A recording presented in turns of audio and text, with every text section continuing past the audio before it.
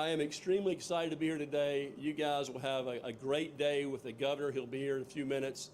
And I can tell you, knowing him personally and knowing the legislature in Tallahassee, how hard we work for you, the citizens of the state. We're the greatest state in the nation, and we're going to continue to be that. God bless you. Thank you.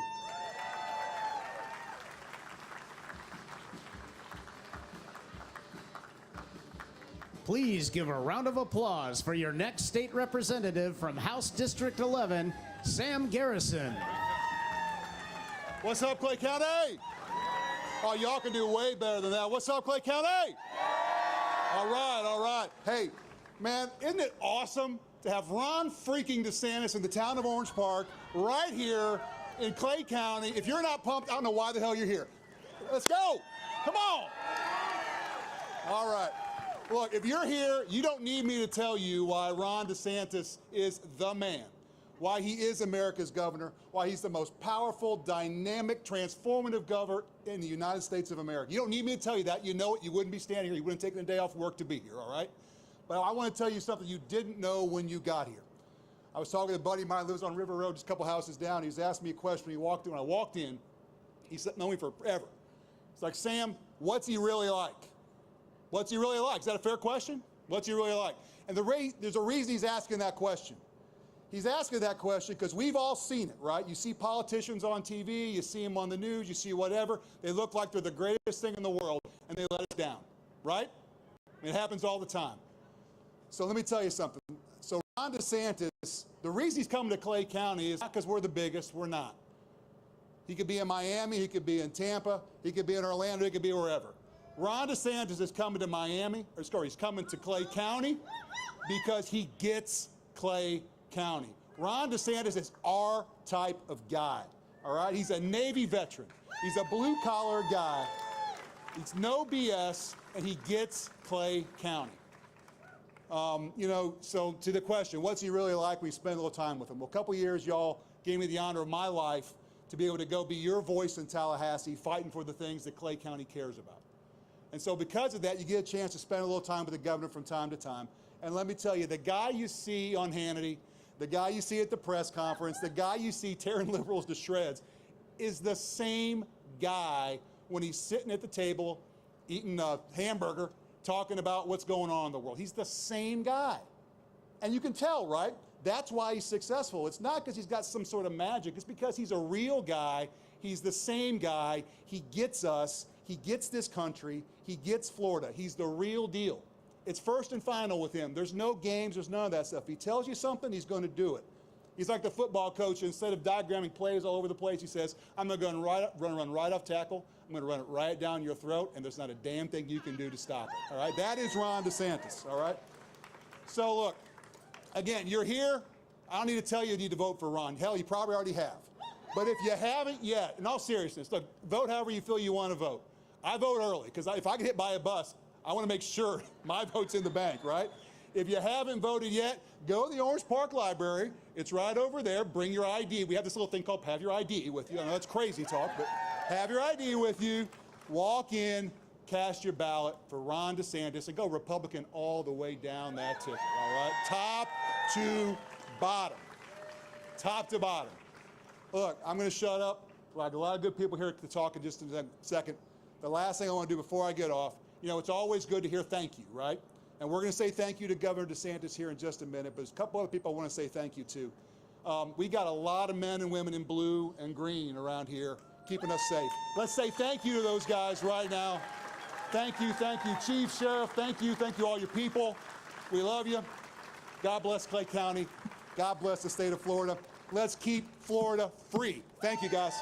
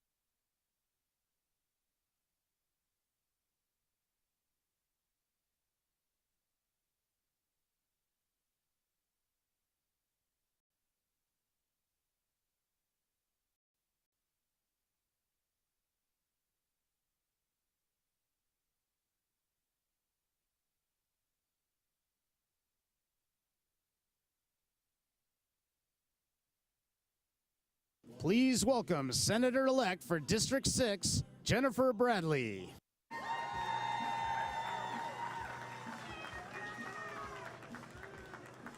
Hey, good afternoon, Clay County. Hey, isn't it great to live in the free state of Florida? Anybody out there excited to vote for America's governor on Tuesday? That's right. We've got a red wave coming, and Florida is gonna send a message across this nation. And the reason for that is simple. It's Ron DeSantis' vision for our country.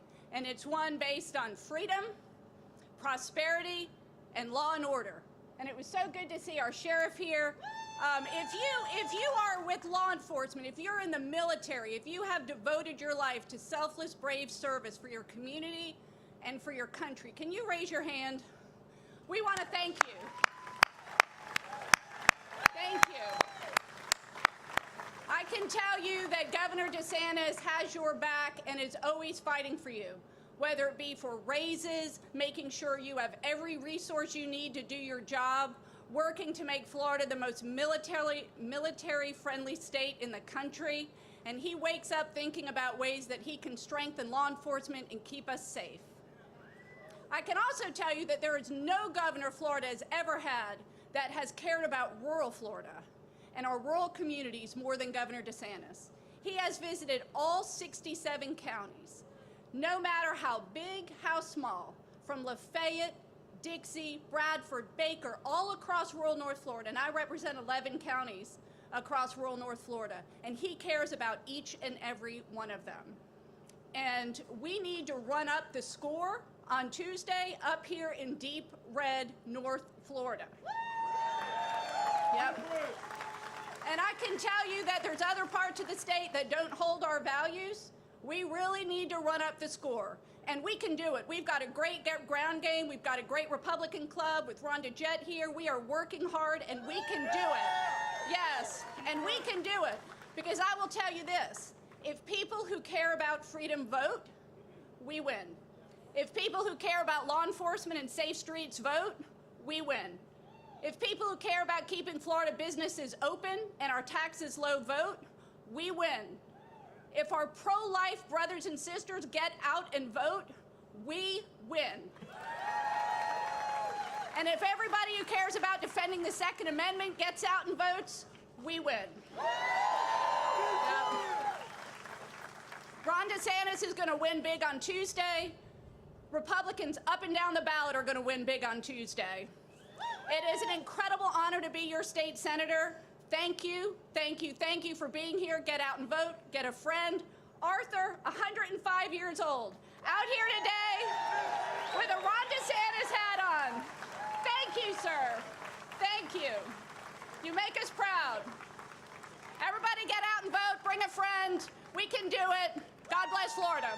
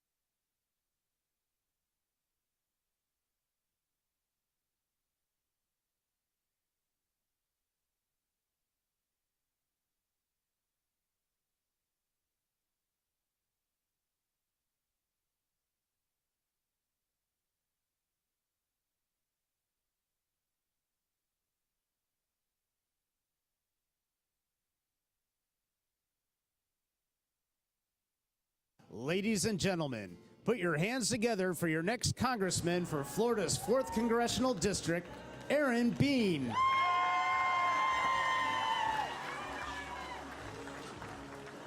Thank you very much, and a very good afternoon, Northeast Florida. I am Aaron Bean. What an honor it is to stand before you as your nominee for Congress. We're going to talk about that in just a few minutes. I want to give you an update.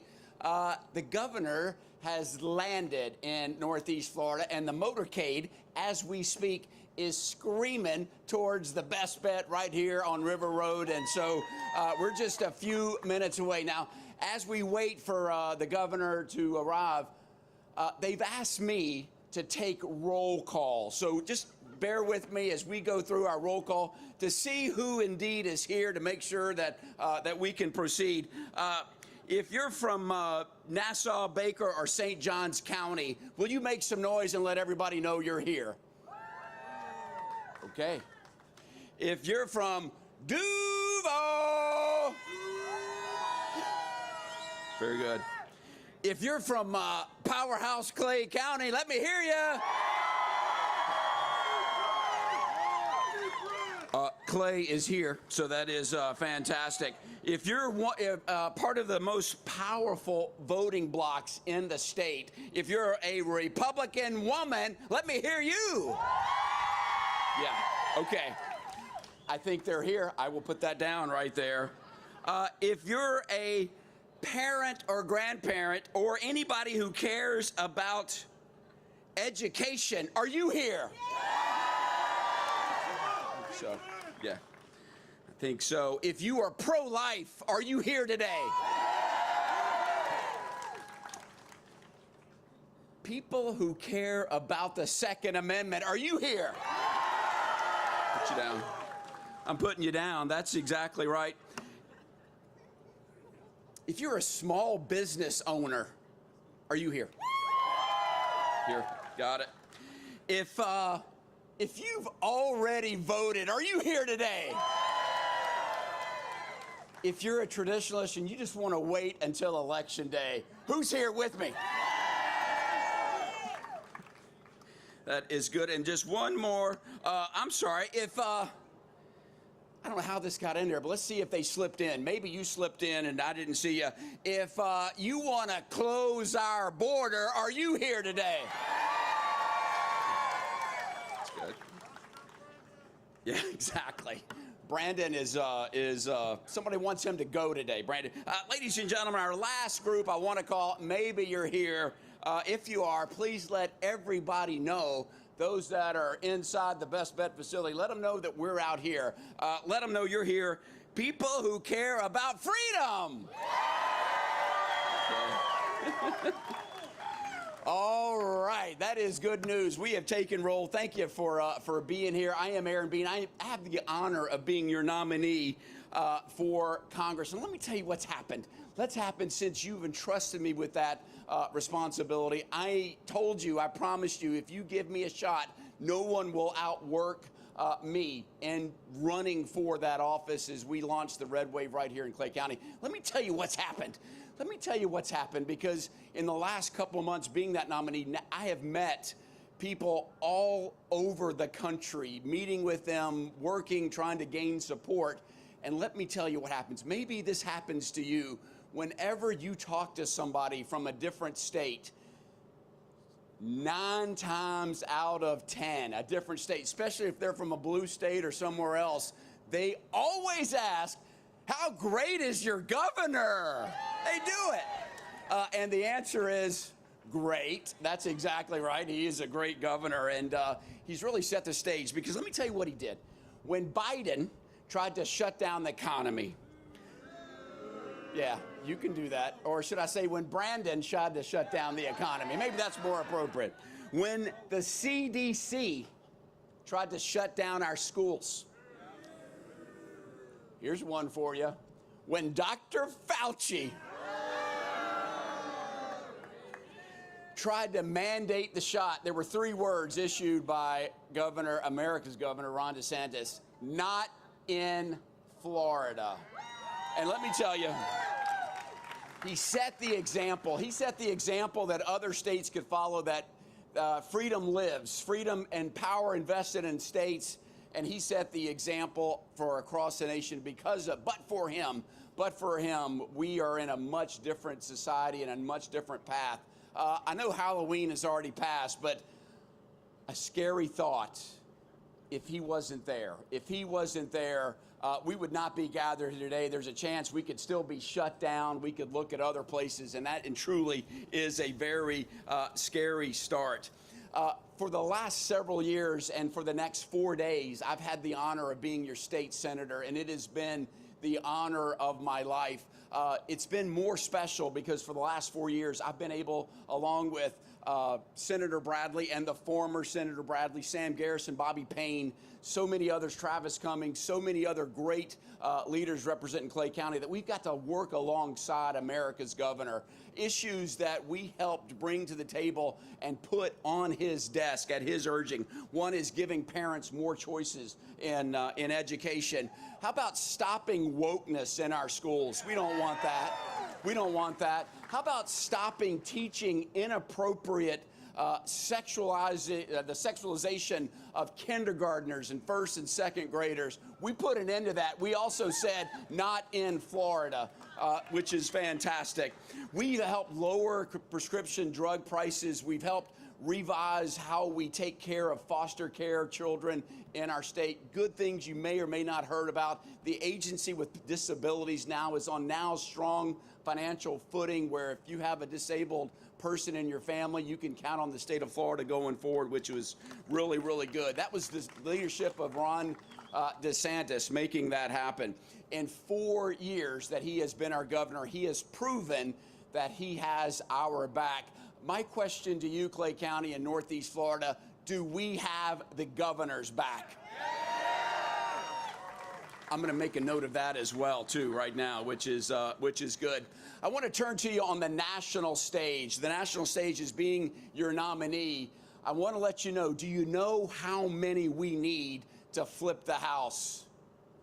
4. 4 seats. I could be we, that's my pronoun. You want to know what my pronoun? It's we, because we win as a team. And here it is. We have the chance right here in Clay County to launch the red tsunami that's coming. We can say enough is enough. And if you will send me, then let me tell you our first vote. I can tell you the first vote. Firing Nancy Pelosi. How about that? That's what we're going to do. That's exactly what we're going to do. And so yeah, exactly. We want her out. We want her out because the damage to our country is immense. We have to let the healing begin. It starts with saying no and stopping a very dangerous agenda that the Democrats have set forth. It goes against the grain of every common sense individual. Do we know that a secure border is a safer border? It is. No other country has the disaster at the border than we do. Are you worried, as I am, $31 trillion in debt? Does anybody care about it? We do. And when you elect me, I tell you what, collectively, does this sound familiar? Does it sound like the contract with America, what I'm talking about? Because that's exactly what it is. Do you know about this? Because like you, I'm always skeptical, and you should be skeptical of politicians say we're going to do this and do that. Because we did this in 2016. We took over the majority, and some say that we squandered that opportunity. Well, we can't be. We can't waste time. We've got to get to work immediately and know that that majority is a gift from the American people. And day one, we've got to launch and start working to rebuild and strengthening America. There's people that want to do us harm, and so what are we going to do? So that new commitment to America, it's brand new and outlines that says we've got to get spending under control, our border under control. How about energy independence? That's exactly right. How embarrassing it is our leaders are going to foreign nations that want to do us harm. They're not our friends. They're not our friends, begging them, please get more oil. And it's ludicrous that we're even in. It only took us 18 months to go from being one of the largest energy producers to being dependent upon the rest of Venezuela. Are you kidding me? We would go to Venezuela and ask them for hope. I want to let you know, though, so that is our agenda of which we go forward. I want to invite you. We've got a rally. In fact, Newt Gingrich and leader Kevin McCarthy, the architects of the Contract with America and Commitment with America. You can go on our website. We've got a rally in downtown Jacksonville, 11:30 at the Hyatt. Love to have you there. You want to talk about how we're going to save our country? Please put that on your calendar. You got to go online and tell them you're coming, and then it's free. But let me tell you what the Jaguars have taught us. I look at my friend Rob Bradley, who he will comment live stream on the Jaguars of exactly what we need to do. We know if the Jaguars have taught us anything, it's not over until it's over. And right now, let me tell you, does it feel good? We are sitting on the 4, maybe the 2-yard line, ready to punch it in for the victory. And if we're not careful, if we take anything for granted, then we can fumble going into the end zone. We can throw an interception on the 1-yard line, and we know just like that it can be taken away. So let's not do that. Let's take that lesson and let's say we're going to do the right thing. We're going to do the right thing. I'm preaching to the choir when I say half of you've already voted, the other half are going to, but let's just make sure neighbors, friends, everybody knows the stakes of what is important going forward. I know one thing. I tell everybody, hey, the last couple of years in America have been tough, but there's a light at the end of the tunnel. Only question is it a train? Ladies and gentlemen, it's really up to us what we do. We can choose our own path, and when we do the right thing, when we get spending under control, when we say we're going to produce energy here, when we have a budget, just like every American family. The government and federal government doesn't do that right now. We have what's called a continuing resolution that says what they say inside Best Bet, let it ride, just let it ride, maybe add 10% next year, and that is causing a disaster for our bottom line, and it's causing a disaster for future generations. Our kids and grandkids are going to be stuck with a debt that they can't pay, and we're going to have to go beg China and others, please forgive us. That's exactly right. Let's fix that right now. A country that is financially stable is a freedom issue, and so that's why we have to make changes and to say no going forward, to get budgeting under control, to get that debt under control, to get so many things under control. So I told you what the first vote is. I told you what the first vote is: firing Nancy Pelosi. Vote number 2 is changing the rules right now. Do you know the rules in the Congress right now are congressmen do not have to be present to vote. We're changing those rules. You have to be there. We're going to open up the Capitol to make it open and accessible. So we're doing things like that. And then number 3, we're going to fire 87,000 IRS agents. That's exactly right. So, ladies and gentlemen, when we do the right thing, our best days are still ahead. Thank you for supporting America's governor. Let's go get him on Tuesday. God bless you. Thank you so much.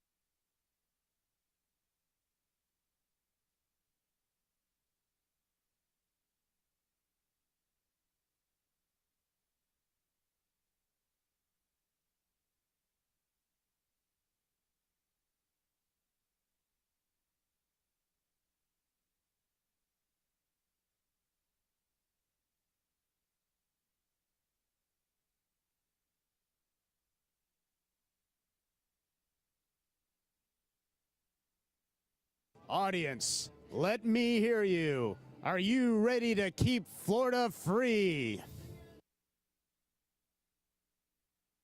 Ladies and gentlemen, please give a warm welcome to your governor of Florida, Ron DeSantis. Down in sweet Florida, our governor is red, white, and blue.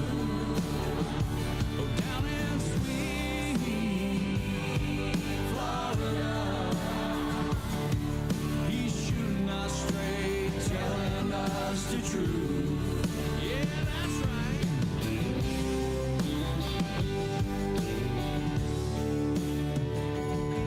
You can take Hello, Clay County. Are you happy to live in the free state of Florida? Are you going to come out on November 8th so we can keep it that way? And in the process, will you help me send a tired, worn-out old donkey out to pasture once and for all? We're so happy to be here. I want to recognize our Senator Jen Bradley, our State Rep Sam Garrison, State Rep Bobby Payne. We have Sheriff Cook, I think, is here as well. And Aaron Skipper from the Clay County School Board. Welcome. Vote for them if they're on the ballot. Some of them may have already won one election with no primary. How many of you have already voted in the election? Okay. How many of you are waiting till Election Day to vote? How many of you are going to vote early in person before Election Day? Anybody? A few. Okay, good. Well, I'm pretty confident we're going to win Clay County, but I need a record turnout in Clay County. So can you help me with that? Can we get that done? We've got to do it, and we've got great opportunities. And look, part of it is people know and they appreciate good leadership. And the fact of the matter is, we've done that in the state of Florida. People are looking to Florida for leadership more than they ever have in the history of our state. We've had major issues of global significance even, and we've been on the forefront protecting people's rights, keeping people working, protecting our kids in school. And I think you see a huge groundswell of support out there to recognize that leadership. But it's also the case that people also recognize while the state of Florida may be on the right track, they understand our country's leadership is taking us on the wrong track. And you've seen, I don't know if you saw, we did have a visitor earlier this week down in South Florida. It's a fella that was wandering around a little aimlessly. I don't know if he really knew where, so they had to get him, get him situated. He was making a lot of misstatements as usual. And it's interesting, you see this, because these people are so predictable. The regime media is going to knife this guy in the back as soon as the Democrats get blown out on Tuesday, because they see him as a liability. Because you guys see the lack of leadership in Washington. We have the worst inflation we've had in 4 decades, and it's because his policies have facilitated it. We have energy problems like we haven't had in many years because they've declared war on our own domestic energy production. You can go beg Maduro from oil, and somehow that's not global warming, but if we produce our own, that's somehow a bad thing. So they are causing you to pay more for energy. It's not just gas prices, it's utilities, it's the cost of goods because the energy goes into everything that is produced. And so they're doing that. So yes, those are really bad things people are having to contend with, which is bad enough. But voters know that Biden is making these problems so bad. He's creating these problems. And so there's a lot of folks, they're running now trying to say like they're going to do all these things when, they've been supporting Biden the whole time. So people understand that. And I think what's going to happen, you're starting to see a little trickles of it. But these regime media outlets in New York and D.C., you're going to start seeing stories after the midterms Biden may not be physically fit to be president. He may have, this or that, and you're going to start seeing that, and there's going to be a drum. Now, they should have done this 2 years ago, and it was obvious he shouldn't have been running for president, but they didn't do that because they had an agenda. Well, now I think their agenda is going to be that they want to push him aside because they view him as a liability. So stay tuned for that. I'm usually right about these things because these people are very easy to see. We see their narratives, so you know what they're going to do. You see it from a mile away, and partially because we're able to do that in Florida, we beat those narratives back every single day in this state. We stand up to corrupt media. We've been doing it since I've been governor, but particularly in the last couple years. And if you think back of all the things we had to do in the last 2 years, everything I did, keeping businesses open, keeping kids in school, opposing mandates, not letting them take your job because of the COVID jab, on and on down the line, we were attacked relentlessly by these corporate media companies in New York and in Washington, D.C. And you look now, they were wrong on every one of those issues, and we were right on every one of those issues.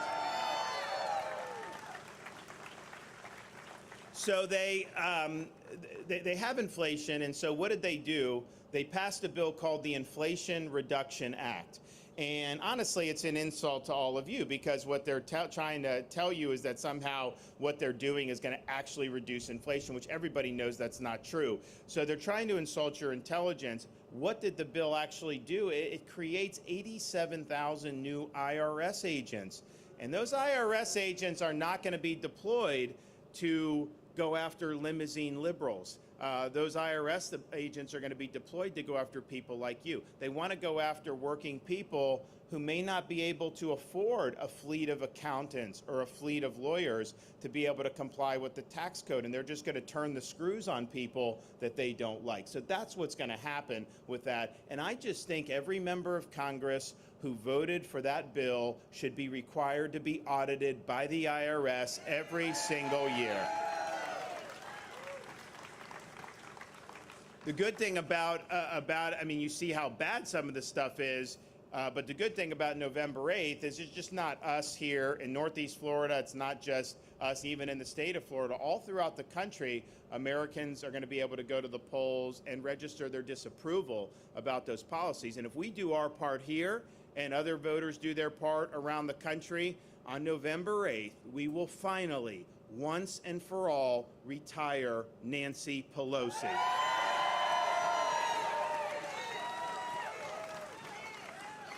We thought we did it in 2010, and she came back, but honestly, she's a great advertisement for what I really strongly believe we need, which is term limits for members of Congress. That would make things so much better if we could do that. So you have the IRS agents, and I'm just thinking to myself, why aren't we doing 87,000 Border Patrol agents given everything that's going on at the border? They've had millions of people that have just poured across illegally from over 100 different countries. And I've seen people, because I had people down there, I went down there last year, people from like Libya, people from Asia, people like from all over coming through. We have no idea who the heck any of these people are. Of course, they won't let you come back into your own country unless you do a COVID test, but these people are coming in. You think they're testing them for COVID? Of course not. They treat illegal aliens coming across our border better than they treat American citizens in many respects, and that's just wrong. So you have that, and it's because, again, Biden's policies have facilitated this. He said when he was president, anyone can come. He revoked the policies under the Trump administration, like remain in Mexico, which was a very sensible thing to do. The remain in Mexico is a very sensible policy, and it was working. So he did that. So millions of people. And, you don't hear the media, the left, they don't care about that, millions of people coming in. These border towns are getting totally overrun. They don't care about the cartels making a fortune billions and billions of dollars they're making because of this migration. They're moving a lot of product, fentanyl, into our country. That's ravaging communities all across the United States, such that 18 to 45-year-olds' #1 cause of death in America is overdose from fentanyl. And that was not true 5 or 10 years ago. They don't care about that. They don't care about criminal aliens coming across the border. They had over 90 suspected terrorists that came. This is DHS's own figures. This isn't me. Their own figures say over 90 suspected terrorists last fiscal year. And we had a sheriff's deputy in Pinellas County, Florida, killed by a twice-deported illegal alien who came across 6 months ago because of Biden's open border. And they don't care about that. They only care when we send 50 of them to Martha's Vineyard. Then they get really upset about it. But the thing is, you know, my view is the border should be shut, and that's what we should do. But if you allow the illegal migration, they should have to go to sanctuary jurisdictions. We're not a sanctuary state in Florida. They should go to sanctuary jurisdictions. And so buses to D.C., New York City, all that stuff. Look, I think that's very, very good policy. Martha's Vineyard had said they were a sanctuary jurisdiction. They had a social services office that said all are welcome. Refugees around the world are welcome in Martha's Vineyard. They had made public statements to that effect. And yet, the minute they had 50, and these border towns are getting thousands of them, and they're poor, mostly poor towns. Martha's Vineyard, very, very wealthy, said they're sanctuary, have 50 come. What did they do? They declared a state of emergency, and they deported them the next day. And so that shows you that the elites in our country, they want to impose policies on us, but they do not want to have to live under the consequences of those policies themselves. And so we showed that. And here's the thing. This was something that was not coincided with like with the election or anything. It was just got the money and had to do all the stuff. But people were not talking about this issue before the Martha's Vineyard. They were talking about a lot of other issues. Our candidates were struggling in many respects. This thing came, and now all of a sudden, more than any other thing, this put the border and illegal immigration on the front burner. So then candidates had to start talking about it. You had to start talking about crime and all these other things. And I think it's been very, very good to raise the temperature on this issue. And we're going to continue doing whatever we need to do until that border is closed. And the thing, too, is if you think about what's going on, so you have an open border, which is a disaster, then you have a lot of places around this country that are letting criminals basically out of jail, let them roam the streets, let them commit criminal acts against people without holding them accountable. They've attacked law enforcement. They've cut police budgets. They've done things like no cash bail in New York. So you literally could commit a heinous crime and they will put you right back on the street. And a lot of times these criminals commit more crimes before they even have to stand trial. So that is putting innocent people in your community at risk. And to make it even worse, you have prosecutors that are elected around the country now. They get massive amounts of funding from people like George Soros, and they run, and what they do is they say, you know, we don't believe our criminal justice system is good, so we are going to only enforce the laws that we think should be enforced. So in San Francisco, they were letting you steal anything less than $1,000. So you would not be prosecuted, only $1,000 or more. Well, people started stealing from the stores. You had more and more crime. You have homeless everywhere. People are defecating on the streets. It's a total, total disaster. So when you don't have the rule of law and you don't have public safety, the whole society and the whole social order really starts to fray, and the quality of life goes into the toilet. So in Florida, we are proud to be a law and order state. And I'm proud to be a law and order governor.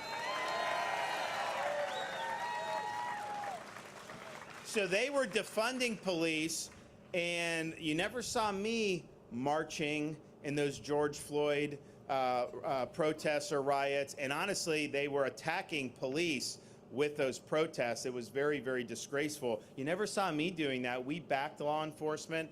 Instead of reducing funding like so many other places around the country, we did 2 years in a row $1,000 bonuses for all sworn law enforcement, all firefighters, and all EMTs in the entire state of Florida. No one else was doing that. And then, because we understand how poorly some of these folks are being treated in these other areas, we said, okay, if you come to Florida and take a job, municipal, county, state law enforcement, it doesn't matter. If you do that, particularly if you're coming from these other jurisdictions, you get a $5,000 signing bonus as a new recruit. And so you've got people that are begging to come down to Florida from Seattle, New York City, you name it. And I'll tell you, I've spoken to a lot of these folks over the last 2 years, and it's the best decision they've ever made. To a man, they will say, couldn't be happier to be in a state that actually values public safety and actually values them. And I've had people, because we've had people move to Florida, as many of you may know, and I'm not like recruiting people to move. We got a lot of people. It's a big state. I'm happy with everybody we have here, and I'm not asking, like some governors just beg, will you please move to my state? And I'm like, I don't need to do that. But people come. It's a free country. You can vote with your feet, and they voted for Florida in record numbers. And if you talk to realtors, when they ask, why are you moving, particularly families, one of the #1 reasons is public safety. They don't feel safe in a lot of these communities where they have been, particularly in the West Coast and the Northeast and places like Chicago. And so don't let these guys on the left get away they advocate very bad policies, and we need to hold them accountable, and we need to make sure any of these people running for office on the other side, that you hold them accountable for being anti-law enforcement, because they are, and they're not going to keep our community safe. We will do that here in the state of Florida. It's because we support the people that get it done for us. It's interesting. I got asked to go up to New York State to help our governor candidate up there, Lee Zeldin, last weekend.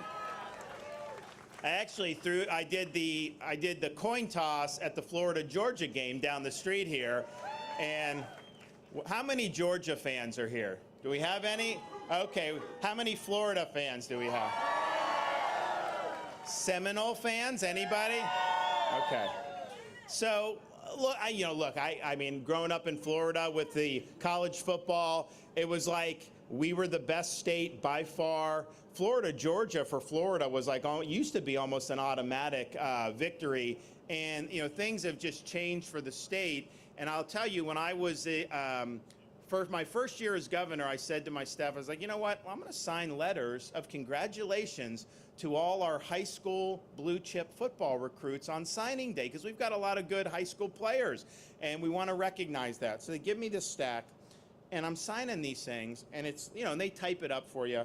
It's like, Dear Johnny, congratulations on signing with the University of Alabama. Okay. Dear Mike, congratulations on signing with Clemson University. Okay.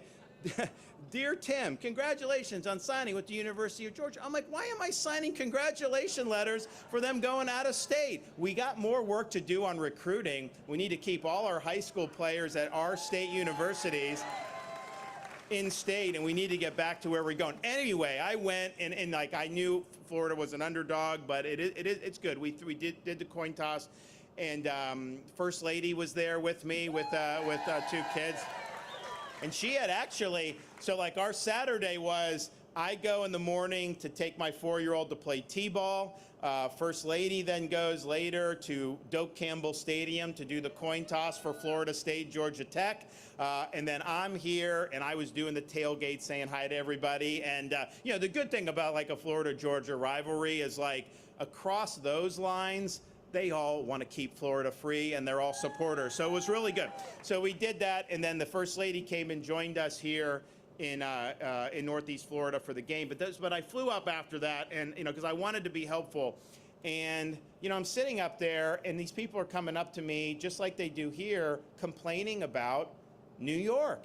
We have people that move in record numbers from a lot of different places, but to New York, and they will talk about how upset they've been by being treated so poorly by their own government. And it's because their government is run by leftist, corrupt politicians. That is why you're seeing everything go to hell in a handbasket there. So I went up there and was able to talk to some of the folks, and I think he's got a chance.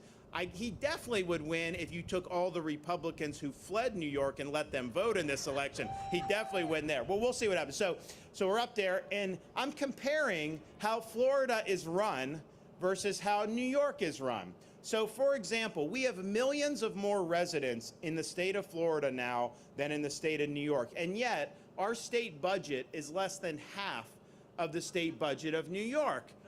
But when the New Yorkers move here, what do they tell me? You guys have better roads than New York, better infrastructure, better services, and they just came out with the nation's report card. Florida ranks number 3 in 4th grade reading and number 4 in 4th grade math in the entire country. And Clay County is one of our best school districts, so thank you. And that's one of the reasons, I did more increases for teachers for salaries than any governor in the history of the state of Florida. And we're going to do more, not to the unions, but to the actual teachers. And we'll make sure that that's very clear. So obviously we're doing better on K-12 education. And then our state university system is ranked number 1 for public higher education in the country. We just got ranked again for having the most affordable higher education system in the country, partially because I haven't let them raise tuition. Anyone that goes on the board, I say, you don't raise tuition or I'm taking you off the board. And so we have the same tuition rates today than when I became governor. So it varies a little bit per university, but you're talking about $6,200 in that range as an in-state Florida resident to go to a university. And University of Florida is ranked number 5 in the country now for public universities, behind UCLA, Berkeley, Ann Arbor, Michigan, and University of Virginia. Florida State's top 20, USF in Tampa top 50, and others are doing better too. So you can go and it's affordable, so that's great. And by the way, in Florida, grandparents can qualify for in-state tuition. So if you have grandkids out of state, but you have Florida residency, you can have them come as in-state tuition. But we're clearly better there on higher ed. And so it's like, okay, where is all this money going? They're taxing their residents, to smithereens. They're driving businesses away. And I think a lot of the money just goes to special interests. I think it's all just a very corrupt bargain where they milk the taxpayers. They make people that are productive feel like second-class citizens, and then they send it to the people that keep them in office. And so that's a very difficult thing to do. And oh, by the way, they have twice the budget that we do. We have the second lowest debt in the country per capita. They have the second highest debt in the country per capita. But our $102 billion budget for last fiscal year, with that budget, we generated, with no income tax and the second lowest tax burden in the country, a $22 billion surplus, number 1 in Florida history. So you see the management, the difference in management and how much of a difference that leadership makes. And we have led the country in net in-migration since COVID. And again, I'm not like demanding people come or begging, but in a free country, people can choose to pick up and move and vote with their feet if they want to do that.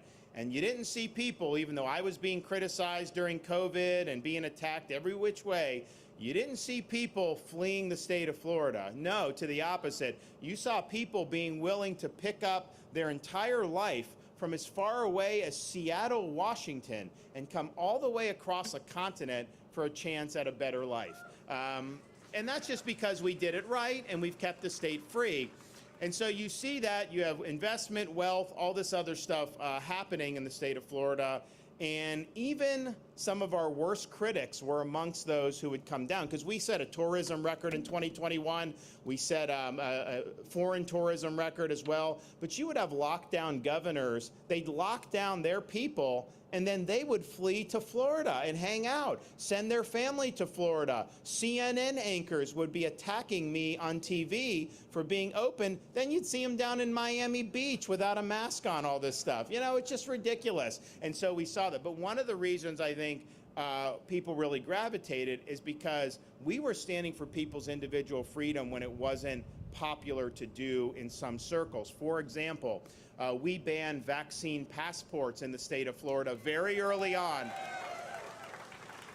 2021, what they wanted to do is they wanted our country to become, I think it's really like a Faucian dystopia, where you have biomedical security parameters just to be able to live in society. So you go to a restaurant, you got to show your shot record. You go to travel, you got to show shot records. And so we said that's totally unacceptable. So we nipped that in the bud, because this is when Biden was first getting in there. We said no passports in Florida are allowed. And I think we set the stage for the rest of the country to follow Florida on that, which is very important. We also said, and just think about it, how many people would want to visit Florida or visit anywhere if you had mandates and all this stuff in place? Of course they wouldn't want to do that. You're going to go travel, spend your family's savings to go to San Francisco for like a long weekend, dodge feces in the street, have to contend with homeless accosting you on the street, and then when you want to go to a restaurant, they demand that you cough up your shot records? I don't think so. That's not very appealing for a lot of people. We also saw other states, they were trying to fire people for not getting the COVID shot. Cops, nurses, firefighters, you name it. And these were people that were hailed as heroes for serving during COVID. Most of them had gotten infected by COVID and had natural immunity, and yet they were wanting to cast them aside. You had a lot of people that were basically saying you shouldn't be able to leave your house unless you get this shot. That stuff was being said by these people on the far left. We called a special session in the legislature. We passed protections for Floridians because our policy is very simple. No Floridian should have to choose between a job they need and a shot they don't want. And that's the way it's going to be here. And now you have the CDC adding to the childhood immunization schedule COVID shots for kids. And incidentally, Florida was the first state, we may still be the only state, but we were the first state under our Surgeon General, Dr. Joseph Ladapo, to say, you know what, parents, we know the pharmaceutical companies want you to take their product. We know the CDC is going to tell you got to do it, but we do not see the benefit of doing this for these kids, and we recommend against giving kids mRNA shots. So that's Florida's recommendation, and parents can do what they want, but honestly, it's based on science and evidence. So the fear is because they've added that to the schedule that state governments, local governments, school districts will use that as a pretext to mandate COVID shots on school children. And I think you're going to see that in many parts of the country. I think they're absolutely going to do it after the election. Now, in Florida, fortunately, you have me, and so we think ahead on these things. We think ahead on these things. So I got the legislature together last year and passed legislation that I signed into law. No COVID shot mandates are allowed for school children in the state of Florida. So parents, don't worry. We've got your back. We understand, and you're not going to be forced to do that. And that's the thing. If you look at what we've been able to do across the board, one of the things we've really stood out on is on the issue of education, particularly supporting the rights of parents to be involved in the education and upbringing of their kids.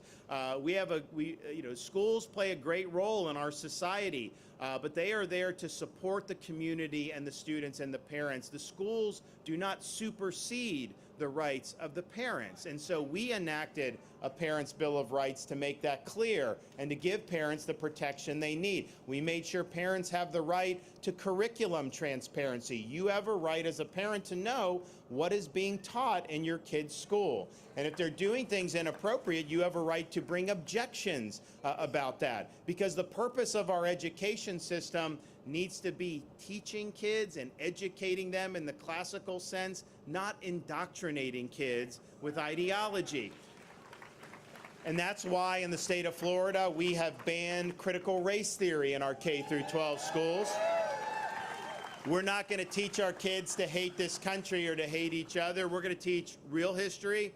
We're going to teach accurate history. We're going to teach American civics, and we've made a huge investment in civics education since I become governor. We have debate initiatives now. We have teacher training programs. We have a civic exams that the kids take because they need to understand about the founding principles of our country. They need to understand about the Constitution and the Bill of Rights and our founding fathers. They need to understand what it means to be an American. And we owe it to not just them, but we owe it to the people that have sacrificed all through the generations for our freedom, to give them the accurate foundation so that they can be productive citizens. So that's what we're doing. My wife and I, we have at home, we have a 5, a 4, and a 2-year-old, and they put us through our paces, and as parents, I think we're very sympathetic with the challenges that parents face in this day and age. I mean, my son's 4, he can grab the Apple remote and start downloading things on the thing. So there's a lot of influences, there's a lot of things that, you know, you may not want your child exposed to, and that's more at people's fingertips now than it ever was when I was a kid. And so parents obviously are concerned about that, and my wife and I, you know, we just believe as a parent in Florida, you should have the right to send your kid to school, they should be able to watch cartoons, do normal kid things, without having some agenda shoved down their throat. It is wrong to be injecting concepts like sexuality in elementary school classrooms. And we stood up for parents on that because it's wrong to teach a 6-year-old that they were born in the wrong body. It's wrong to teach 3rd graders that their gender is a choice. And yet, that is going on in places throughout this country, as much as people in the media don't want to acknowledge that that is happening. And so we signed legislation called Parents' Rights in Education earlier this year. We were attacked by media, we were attacked by the left, but I'll tell you this, the left was smart about this because they knew running for office on this issue would not be good for them. I mean, just imagine if you're an undecided voter and someone says what this state needs is transgender education in 3rd grade. You would not want that, and most parents wouldn't, and honestly, most citizens wouldn't. So they understand not a good issue for them at the ballot box, but they thought, look, if we can pressure woke corporations to get enlisted in this fight and to come out against the bill, maybe we can stop parents' rights in education. And so that's what they did, and they went to Burbank, California, to enlist Disney Corporation in this fight against parents' rights. And I don't know why they got involved as a company. You know, you cater to parents with young kids. That's not what the parents want or the young kids want. And oh, by the way, this is not like Republican issue. I mean, like, you talk about parents across the board, they believe this is inappropriate to be doing in the schools. And so it's not a partisan issue. And so they got Disney to come out against it, to demagogue it, all that other stuff.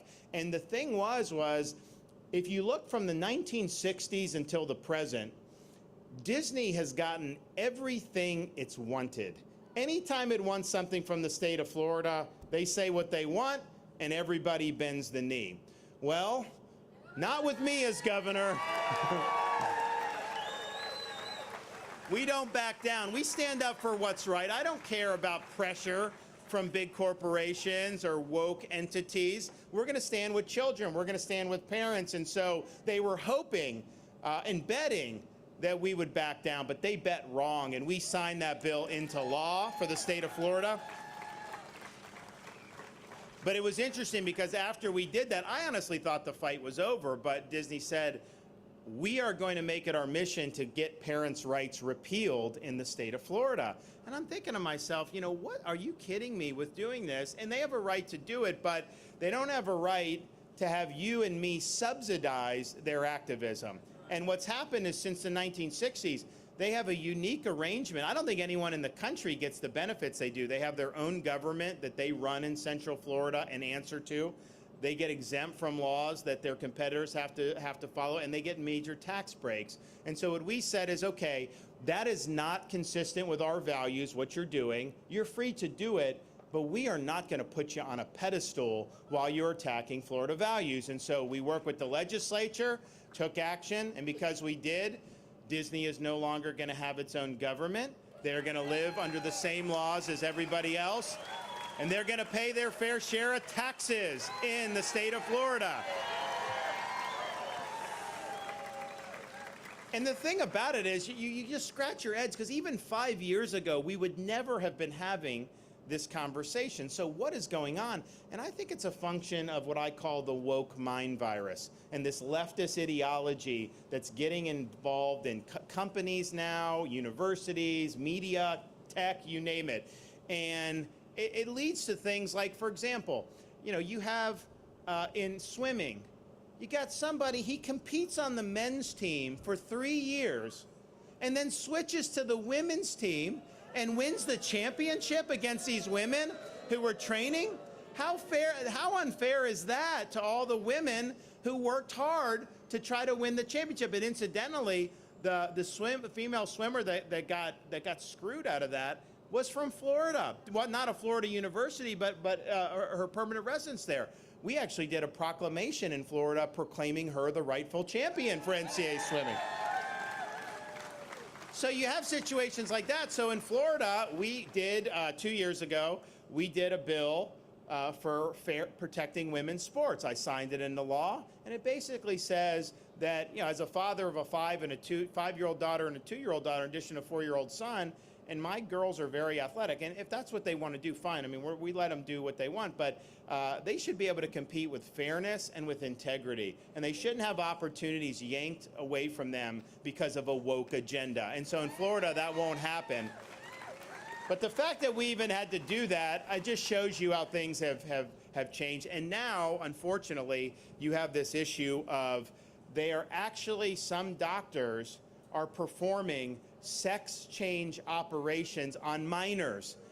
And basically they're saying, hey, you have dysphoria. And first of all, teenagers go through a lot, okay? It's a tough time. And the idea that someone's going through something, that the answer is to mutilate them and cut off some of their private parts is ridiculous. It is not following science. But one of the things that's clear is over 80% of this dysphoria resolves itself by the time they become adults anyways. And so we've seen this practice going on now across the country. It's really increasing in prevalence, unfortunately. And our state, you cannot, as a 15-year-old, go get a tattoo, right? But yet somehow you can go and do a double mastectomy because of the dysphoria.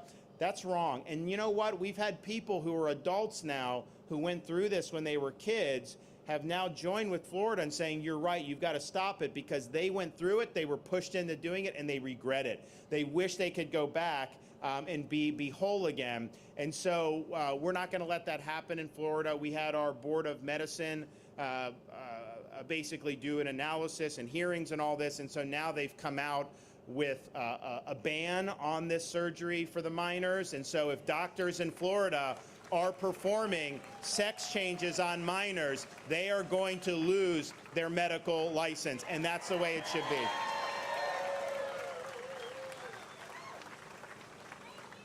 But it's a function of ideology taking over medical practice, ideology infecting what should be evidence-based determinations, but instead is more about fitting in with whatever the current thing is. And that's very dangerous for a society writ large. I mean, because if you think about it, what are the woke doing? They're taking down statues of Thomas Jefferson. They're taking George Washington's name off school buildings. They're telling us and wanting us to believe that men can get pregnant. And so you can have any view you want, but when you try to tell me down is up and that east is west, I'm not playing that game, because I know you're lying to me. So this is what they're doing, and it's infected a lot of different institutions, not just in government. I mean, yes, you have elected officials who profess this, not a lot in Florida because they can't get elected down here, but you see them in other parts of the country. But you see it have a foothold in corporate America. You know, I just did a thing. I was at this concert. You know, I go out to the concert and we go, yeah, you were there. And then they give the guy all this grief because I was out there. But you know, if it was the other party, they wouldn't have said anything. It would have been fine. And it's just expected that happens. And so they're trying to enforce an orthodoxy on this country. They're trying to enforce basically one-party governance on the country. That's why this whole thing with Twitter and Elon Musk is so important, because the left, the woke left, believes that those entities, those tech entities, should service their ideology, and they should suppress conservative dissenters. If you have an election, they will interfere in the election. Something about Hunter Biden, they will depress it or suppress it. And so that's what they've done. Elon Musk is coming in, he wants to open it up. So they're now going gangbusters after him to try to stop this. And so, but that's just what we face, and it's a big deal for us. And so I'm just proud in Florida, we've recognized that. I mean, I think part of being a free society is that you should be free from having these ideas forced down your throat.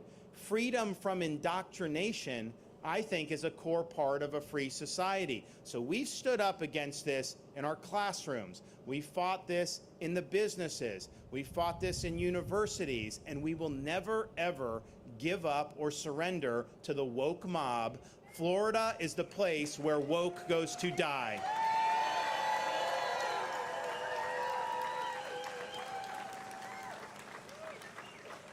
So we've got, how many days now till the election? I'm lose track, yeah. So I do know it's Tuesday, November 8th.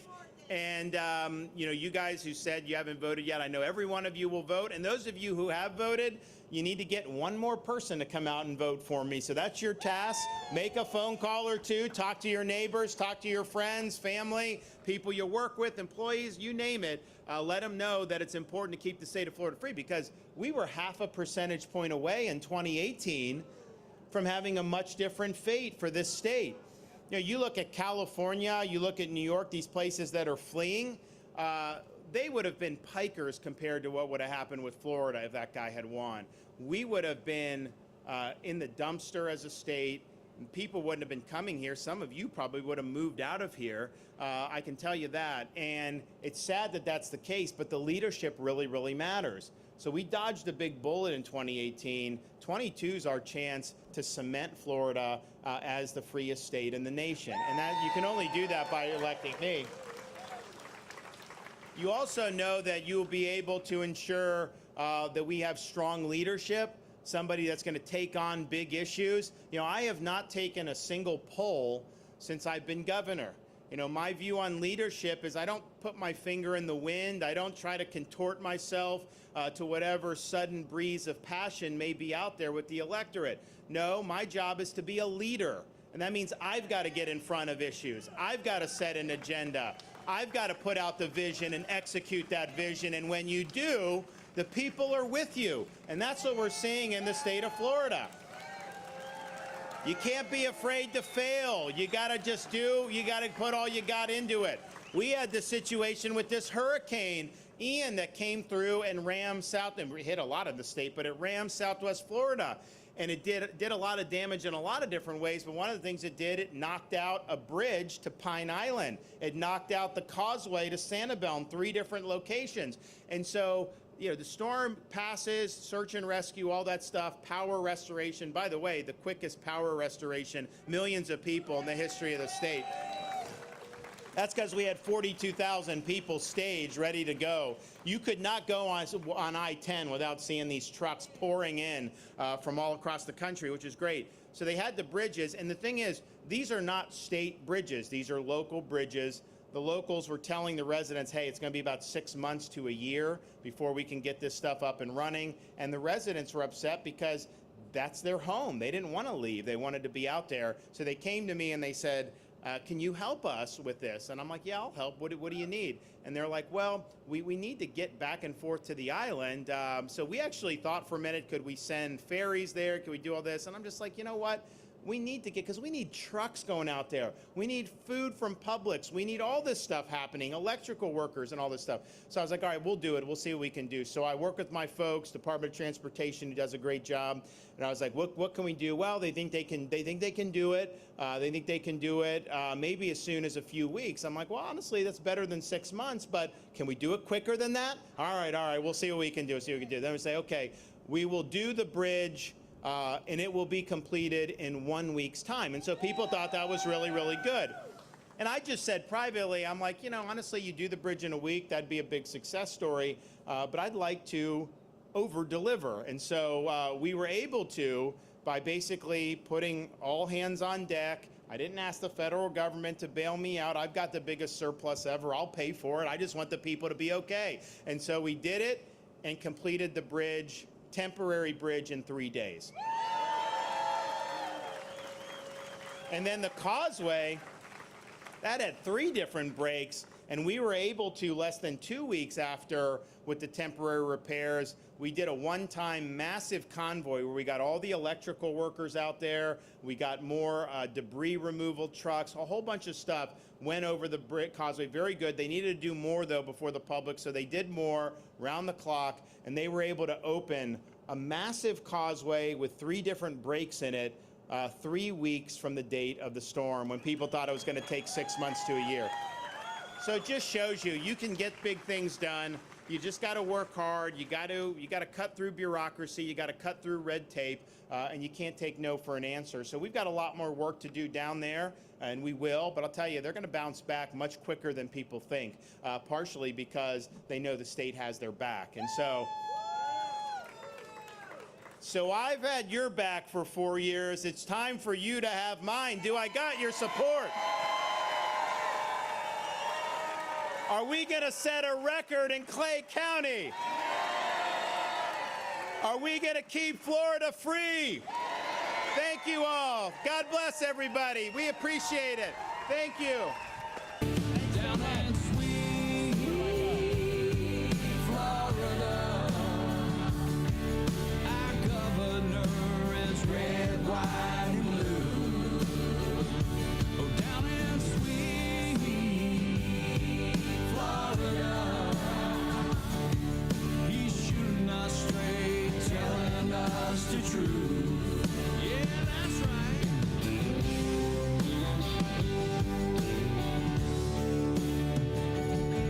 You can take it to the bank. He don't care what Brandon thinks at the White House.